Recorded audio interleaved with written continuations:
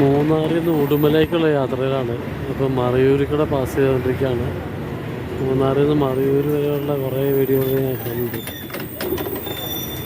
അപ്പോൾ പുതിയൊരു വീട്ടിലേക്ക് സ്വാഗതം. അപ്പോൾ നമ്മുടെ ഉടുമല യാത്രയുടെ കാഴ്ചകളാണ്. ചിന്നാറ്, പിന്നെ അമരാവതി ചെക്ക് പോസ്റ്റ്, അങ്ങനെയുള്ള കുറേ കാഴ്ചകളിലേക്കാണ് നമ്മൾ പോകുന്നത്. ഇപ്പം മറയൂർ ടൗണിൻ്റെ ദൃശ്യങ്ങളാണ്. പഴയ മറയൂരിൽ നിന്ന് ഒരുപാട് മാറിയിരിക്കുന്നു. അത്യാവശ്യം വലിയ ടൗണായിരിക്കുകയാണ്. ഫ്രണ്ടിലിരിക്കാൻ ഫ്രണ്ട് സീറ്റ് കിട്ടാത്തതുകൊണ്ടൊരു ഒരു സൈഡ് മാത്രമേ ഇപ്പോൾ എടുക്കാൻ പറ്റുള്ളൂ.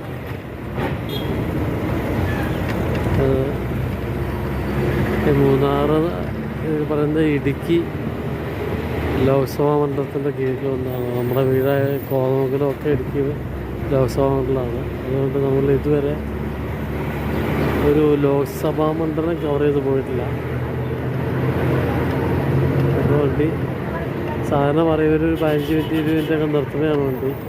പക്ഷേ ഈ വണ്ടിയുടെ ഒരു സിസ്റ്റം എങ്ങനെയാണെന്ന് വെച്ചിട്ടുണ്ടെങ്കിൽ നേരെ ഒറ്റയടിക്ക് ഉടുമലയാണ്.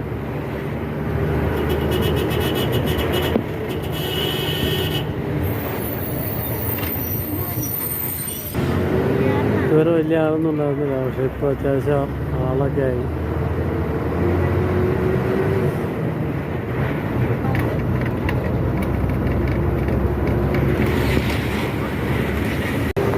ഈ മറയൂരിൽ ചിന്നാറിലൊക്കെ യാത്രകൾ കുറേ രസകരമായിട്ടുള്ള കാഴ്ചകളുണ്ട്. ഈ വണ്ടി പോകുന്ന പ്രൈസ് നല്ല അഗാധമായിട്ടുള്ള റൂട്ടാണ്. നമ്മൾ ലെഫ്റ്റ് സൈഡിൽ ആയതുകൊണ്ട്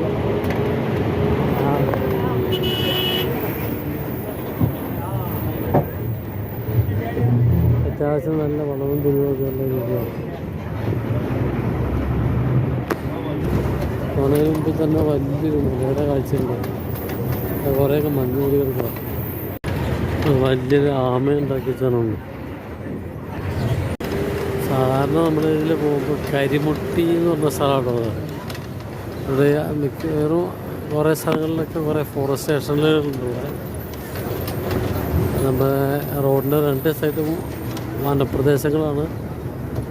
ഇതിൻ്റെ ഇടയ്ക്ക് ചില റിസോർട്ടുകളൊക്കെ ഉണ്ട്.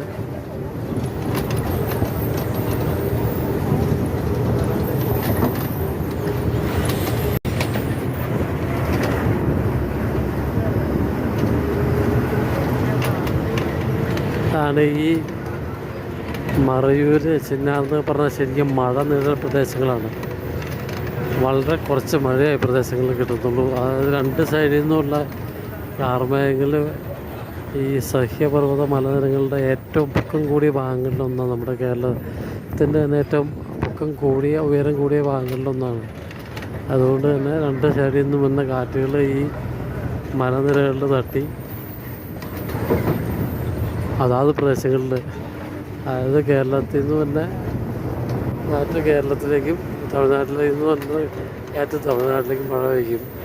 കാലത്തിൽ ചിന്നാറിനും മറയൂരിനും കാര്യമായിട്ടുള്ള മഴയൊന്നും കിട്ടില്ല. അപ്പോൾ ഞാൻ ഒന്ന് വീട്ടിൽ പോരുമ്പോൾ നല്ല മഴയാണ് ആ പ്രദേശത്തേക്ക്. പക്ഷേ ഇവിടെ എത്തിയപ്പോഴത്തേക്ക് അത്യാവശ്യം മഴയൊന്നുമില്ല. നല്ല ഒരു കാലാവസ്ഥ, കുറച്ച് മഴക്കാരൊക്കെ ഉണ്ടെന്ന് മാത്രം. വല്ലപ്പോഴും ഒരു മഴ പെയ്താലായി. അങ്ങനെയാണ് ഈ സ്ഥലത്തിൻ്റെ ഒരു രീതി.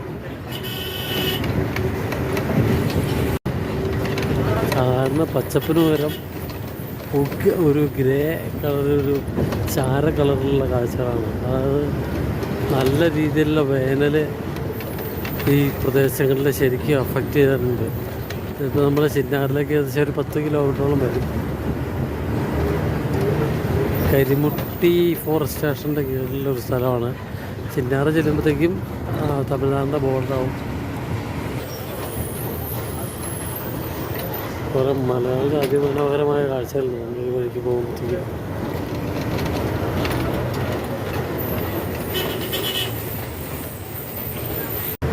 അതിൻ്റെ ഇടയ്ക്കേക്കടെ കുറേ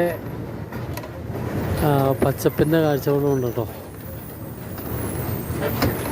പക്ഷേ ഇതിൻ്റെ യാത്ര നല്ല രസമാണ്.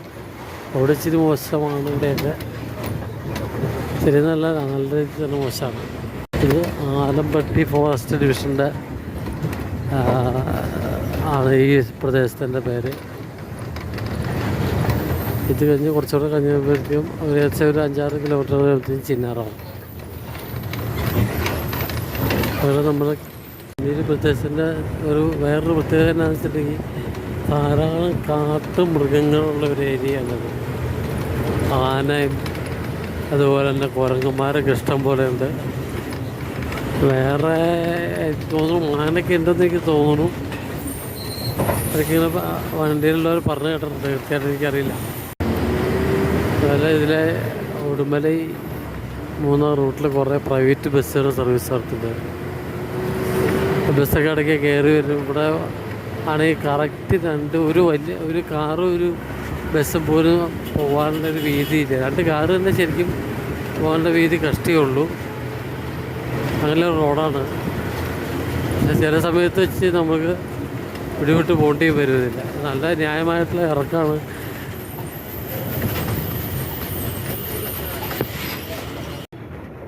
മലയുടെയൊക്കെ പൊക്കം കൊണ്ടാണ്.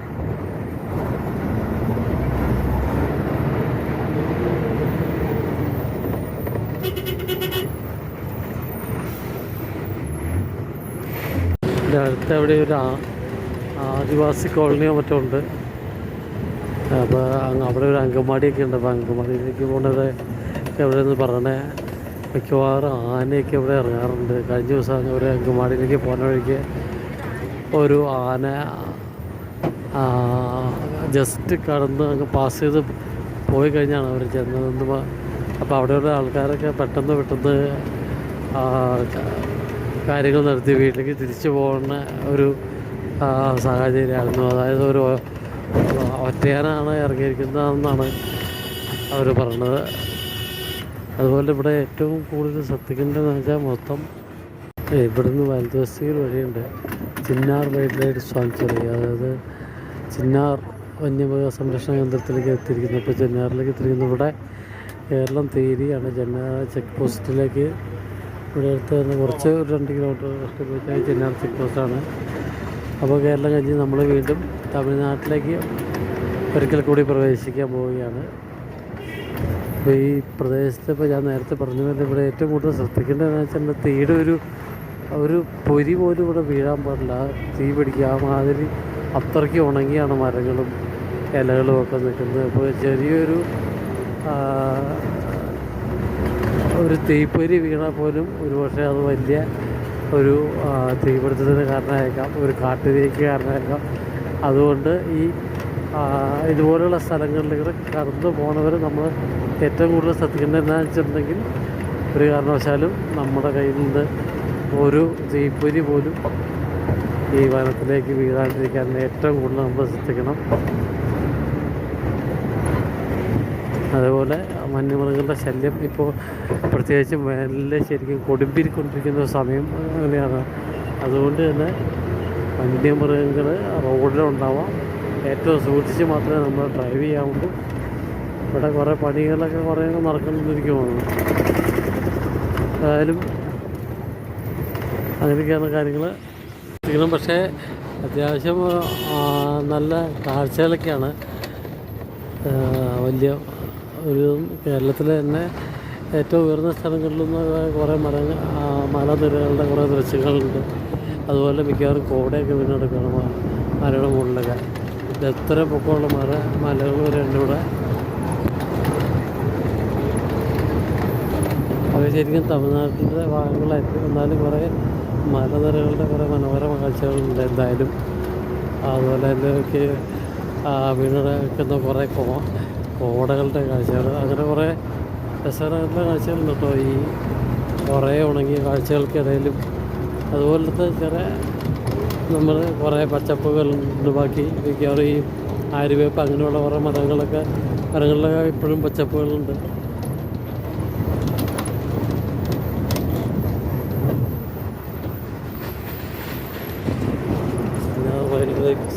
സാഞ്ചുറികൾ കുറേ പരിസരമുണ്ട്. ഒരു മലയണ്ണാൻ്റെ പടമുണ്ട്, ഒരു രസകരമായിട്ടുള്ള പടം. അതുപോലെ ഞാൻ നേരത്തെ പറഞ്ഞത് കുറേ മലനിരകളുടെ പടമുണ്ട്. ഇതിൻ്റെ ഇടയ്ക്കൊക്കെ ഈ ഉണങ്ങിയ കാഴ്ചകൾക്കിടയിൽ കുറേ പച്ചപ്പിൻ്റെ കാഴ്ചകളുണ്ട്. നമ്മുടെ നാട്ടിൽ കിട്ടുന്നത്രയൊന്നും അതിൻ്റെ ഒരു 10-1 അല്ലെങ്കിൽ 50-1 ഭാഗം പോലും ഈ പ്രദേശം മഴ ലഭിക്കുന്നില്ല. തമിഴ്നാട്ടിലൊക്കെ മഴ പെയ്യുമ്പോഴാണ് വല്ലപ്പോഴും മാത്രമാണ് ഇവിടെ മഴ പറ്റുന്നത്. പ്രത്യേകിച്ച് ചിന്നാർ എന്ന് പറഞ്ഞാൽ കേരളത്തിലെ തന്നെ ഏറ്റവും വലിയ മഴ നിഴൽ പ്രദേശങ്ങളിലാണ്. അതിൽ ഏറ്റവും വലിയ തെളിവ് ഇവിടെ കള്ളിമുൾച്ചെടി നിൽക്കുന്നുണ്ടോ. എൻ്റെ ഒരു കുരങ്ങ് അതിൻ്റെ കൊച്ചിനെ വെച്ചുകൊണ്ടിരിക്കുന്ന ഒരു അതിമനോഹരമായിട്ടുള്ള കാഴ്ച. അതുപോലെ ചിന്നാർ വൈൽഡ് ലൈഫ് സാങ്ച്വറിയുടെ കുറേ പരസ്യ ബോർഡുകൾ ഇവിടെ ഉണ്ട്. നമ്മളങ്ങനെ ചിന്നാർ ചെക്ക് പോസ്റ്റിൻ്റെ അടുത്തേക്ക് എത്തിക്കൊണ്ടിരിക്കുകയാണ്.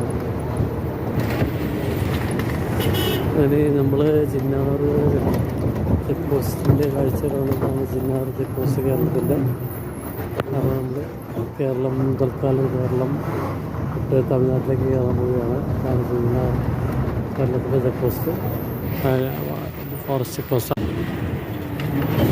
ഈ പാലം അങ്ങ് കഴിഞ്ഞ് കഴിഞ്ഞാൽ നമ്മൾ ഇപ്പോൾ തമിഴ്നാട്ടിലേക്ക് പ്രവേശിച്ചിരിക്കുകയാണ്.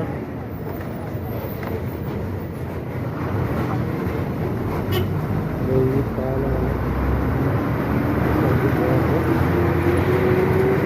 കുറച്ച് വെള്ളമൊക്കെ ഉണ്ട്. ഇതിനപ്പുറം തമിഴ്നാടിൻ്റെ ചെക്ക് പോസ്റ്റ്. തമിഴ്നാട്ടിലേക്ക് ഇറങ്ങുന്ന കാഴ്ചകളാണ്. തമിഴ്നാടിൻ്റെ ചെക്ക് പോസ്റ്റ് ഇതാണ്.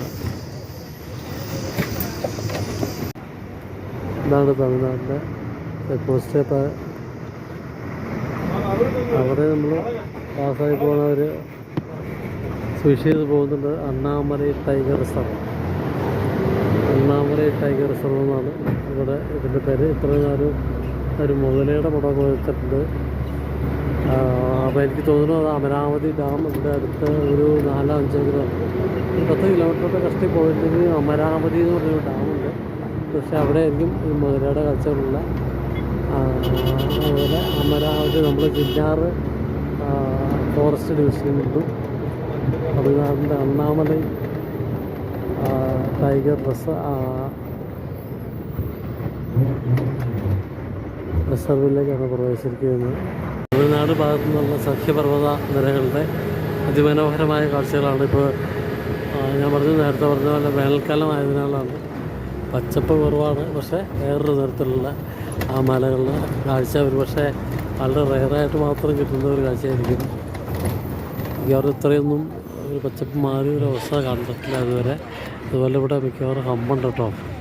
എല്ലായിടത്തും ഈ ഇപ്പോഴത്തെ വന്യമൃഗങ്ങളിൽ പ്രത്യേകിച്ച് ആനകളെ കൂടുതലായിട്ട് ഒരു ക്രോസ് ചെയ്യേണ്ട സ്ഥലമാണ്. അതുകൊണ്ട് തന്നെ ഇവിടെ ഒരു 1 കിലോമീറ്റർ 1.5 കിലോമീറ്റർ 1/2 കിലോമീറ്ററൊക്കെ ഇടവിട്ട് ഇഷ്ടം പോലെ ഹമ്പ.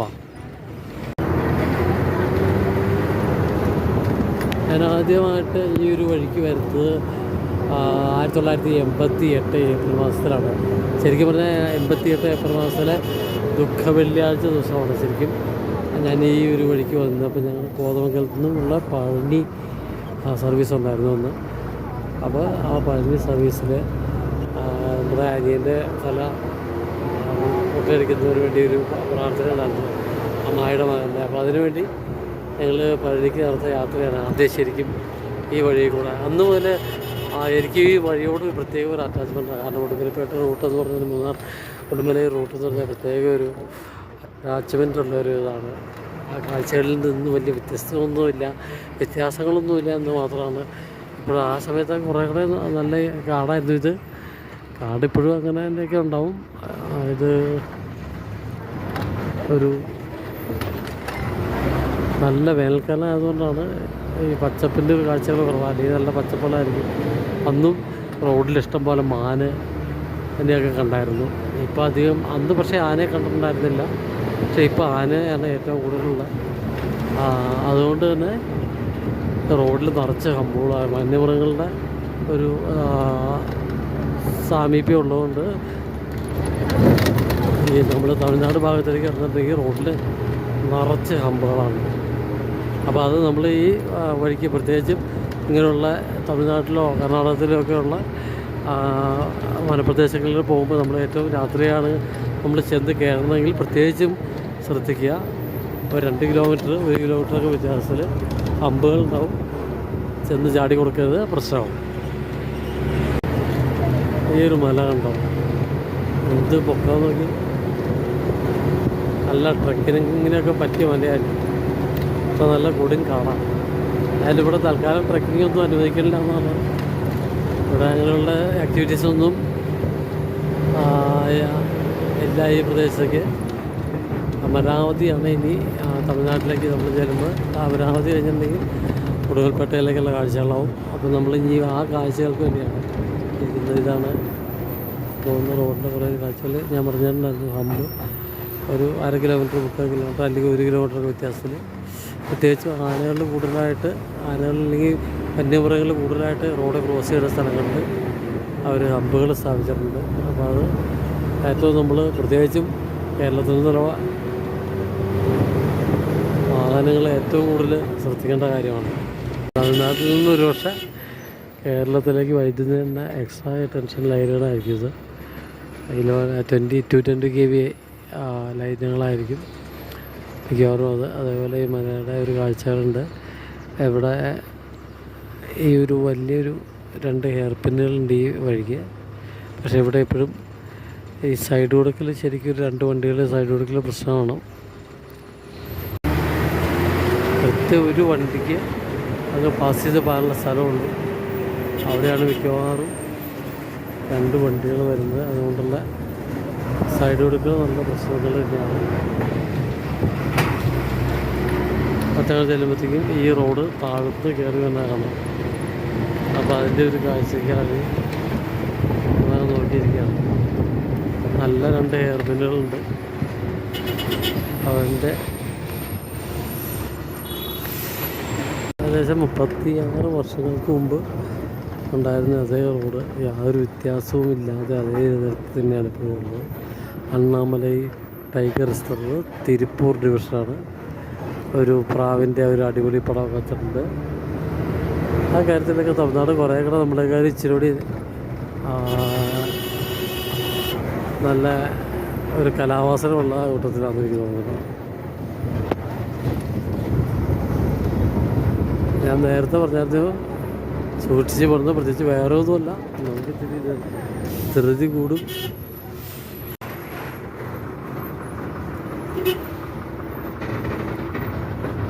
ഞാൻ നേരത്തെ പറഞ്ഞത് എയർപിൻ 2 എയർപിൻ ഉണ്ട്. അതിൽ 2ാമത്തെ എയർപിന്നാണ് ഈ താഴെ കാണുന്നത്.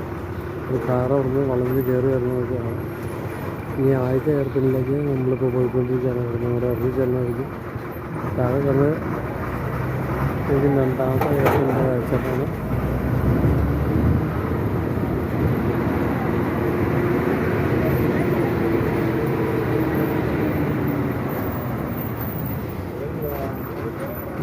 ഹെയർപിൻ വളവിലേക്ക് എത്തിയിരിക്കുകയാണ്. കാരണം ഹെയർപിൻ ഫസ്റ്റ് ആദ്യത്തെ ഹെയർപിൻ ബെൻഡ് ഇതാണ്. ശരിക്കും ഹെയർപിൻ തന്നെയാണ്.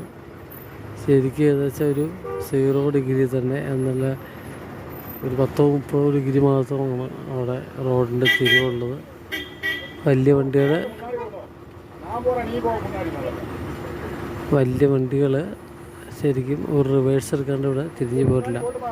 പ്രത്യേകിച്ചും KSRTC ബസ്സൊന്നും ഒരു കാരണവശാലും ഒരു പ്രാവശ്യത്ത് കൂടുതൽ ഒരു പക്ഷേ അല്ല, ഒരു റിവേഴ്സ് എങ്ങനെയായാലും വേണ്ടി വരും. ആ ഹെയർപിൻ ബെൻഡിൻ്റെ കാഴ്ചകളാണ്. ആ ഹെയർപിൻ വളവിൻ്റെ കാഴ്ചയാണത്. നിങ്ങൾക്ക് വണ്ടി തിരിയണം. ബസ്സൊക്കെ വന്നിട്ട് 2 ബസ്സുകൾ വന്നിട്ട് ശരിക്കും ഇവിടെ പെട്ടുപോകും.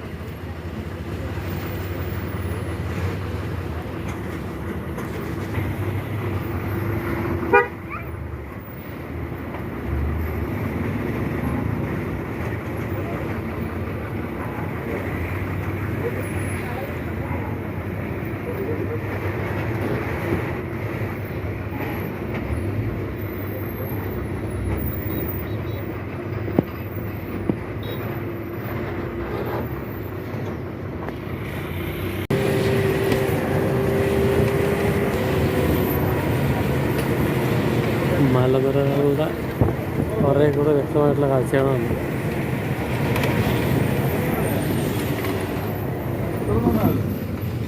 ഈ വനത്തിൻ്റെ കാഴ്ചകൾ പതുക്കെ അവസാനിക്കുകയാണ്. ഇവിടെ ഒരു ചെക്ക് പോസ്റ്റ് ഉണ്ട്, ഫോറസ്റ്റിൻ്റെ, തമിഴ്നാട് ഫോറസ്റ്റിൻ്റെ. അത് കഴിഞ്ഞ് അമരാവതിയിലേക്ക് അമരാവതി എന്ന സ്ഥലത്തേക്കാണ്. അടുത്ത് എവിടെയോ ഒരു ഡാമുണ്ട്, ഞാൻ കണ്ടിട്ടില്ല. ഇപ്പോൾ വെള്ളം ഇല്ലാത്തൊരവസ്ഥയിലായിരുന്നാലും നമ്മൾ കുടുംബത്തേക്കുള്ള ഉള്ള ഒരു യാത്രയാണ് അമരാവതി പോയിട്ടില്ല. അപ്പോൾ ജനവാസ പ്രദേശങ്ങളിലേക്ക് എത്തിക്കഴിഞ്ഞു. അപ്പോൾ ഈ വീഡിയോ ആൾക്കാരിവിടെ അവസാനിപ്പിക്കുകയാണ്. വനത്തിലൂടെയല്ല, ചിത്താർ അതുപോലെ അണ്ണാമലൈ ടൈഗർ ഫോറസ്റ്റ് ടൈഗർ റിസർവിലൂടെയുള്ള യാത്ര വീഡിയോ ഇവിടെ അവസാനിക്കുകയാണ്. പുതിയൊരു വീഡിയോ ആയിട്ട് അടുത്ത എപ്പിസോഡിൽ ഗുഡ് ബൈ.